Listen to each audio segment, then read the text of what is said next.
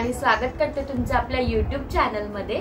तर आता मी आज कॅप्चर करणार आहे पिल्लूची फर्स्ट रिॲक्शन सेमी सॉलिड फूडसाठी। मी ॲक्च्युली तिला आत्तापर्यंत लिक्विड देत होते, म्हणजे फॉर्म्युला मिल्क असेल किंवा ब्रेस्ट मिल्क असेल तर ते देत होते, पण मग आता तिला 6 महिने कंप्लीट झालेत। मला तिला पहिलं फूड इंट्रोड्यूस करायचं आहे, तर मी पहिल्यांदा देणार आहे तिला ॲपल प्युरी देणार आहे। तर मला पिल्लूची रिॲक्शन सुद्धा बघायची की ती कशी रिॲक्ट करणार आहे। बाबू काय करणार आज तू?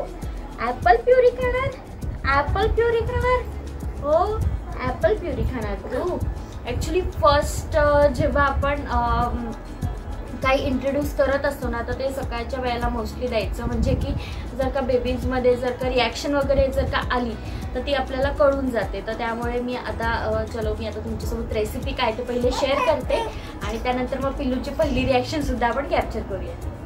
चलो, पिल्लूला मी फर्स्ट टाइमच फूड इंट्रोड्यूस करणार आहे, त्यामुळे मी फ्रेश ॲपल घेतलेला आहे आणि जे की धुवून घेतलंय। त्यानंतर इथे त्याला कट करणार आहे आणि त्यानंतर जो वरचा पार्ट आहे तो काढून घ्यायचा आहे, कारण का तो प्युरीमध्ये मेल्ट होत नाही, त्यामुळे तो काढून घेतलेला आहे। तर इथे मी पहिल्यांदा फूड इंट्रोड्यूस करताना ॲपलच का घेतलेला आहे, कारण का ॲपल हे इझिली डायजेस्ट होतं बाकीच्या फ्रूटपेक्षा। तर त्यामुळे पहिल्यांदा जेव्हा आपण इंट्रोड्यूस करणार असू फूड तर तुम्ही ॲपलच द्या। ॲपल इझिली डायजेस्ट पण होतं आणि त्यामध्ये भरपूर प्रमाणात विटॅमिन्स आहेत, जसं की vitamin A, C, B6, B12, B1 आणि त्याचप्रमाणे मिनरल्स आहेत, आयर्न, कॅल्शियम, फॉस्फरस आणि हे गुड सोर्स आहे फायबरचं आणि अँटीऑक्सिडंट्स पण आहे। त्याच्यामुळे मी ॲपल चॉईस केलं।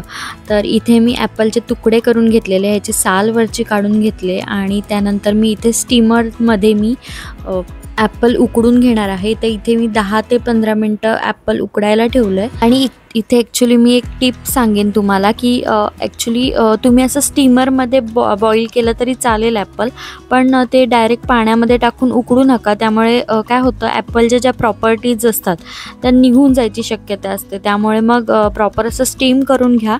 त्यानंतर इथे माझं ॲपल मोस्टली उकडून झालेलं आहे, 10 ते 15 मिनटामध्ये मोस्टली ॲपल मऊसूत होऊन जातं। तर मी इथे ना ॲपल मिक्सर जारमध्ये ग्राइंड करणार आहे। तुम्ही हाताने सुद्धा ग्राइंड करू शकता, पण ह्याचे थोडे थोडे पार्टिकल्स राहतात आणि जेव्हा पहिल्यांदा आपण कोणतं फूड इंट्रोड्यूस करतोय बेबीला, तर त्यामुळे त्यांना जे गिळायचं जे टेक्निक असतं ते माहिती नसतं। तर त्यामुळे आपण थोडंसं पातळ करून म्हणजे सेमी सॉलिड कन्सिस्टन्सीमध्ये दिलेलंच बरं पडतं।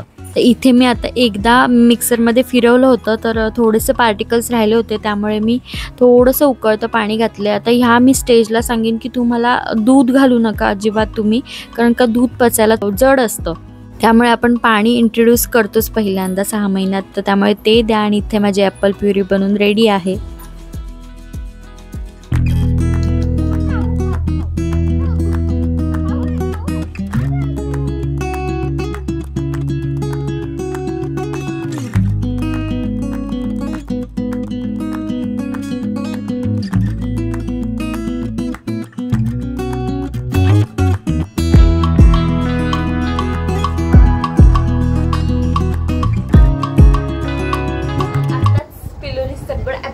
केलं मी अख्खं एक घेतलं होतं, पण त्यातलं थोडंफार म्हणजे अगदी थोडं 3-4 चमचे असतील तेवढंच फक्त बाकी आहे। बाकी सगळं ॲपल तिने फिनिश केलं आणि तिला आवडलं सुद्धा।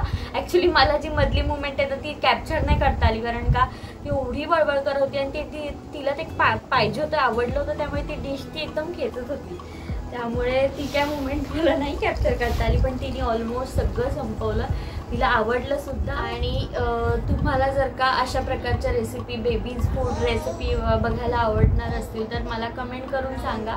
तर आपण अजून वेगवेगळ्या फळांचे वेगवेगळे सेरेलॅक वगैरे याच्या व्हिडिओ घेऊन येईन मी। तर आजचा व्हिडिओ इथेच एंड करते। आत्ताचा व्हिडिओ इथेच एंड करते।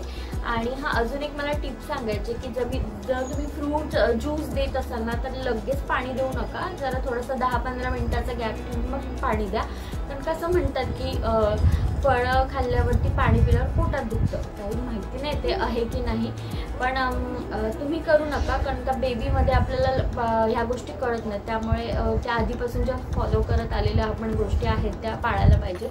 तर ती एक गोष्ट लक्षात ठेवा। आणि आपण आत्ताचा व्हिडिओ इथेच एंड करूया। अशाच व्हिडिओमध्ये पुढच्या भेटूया आपण, तोपर्यंत बाय।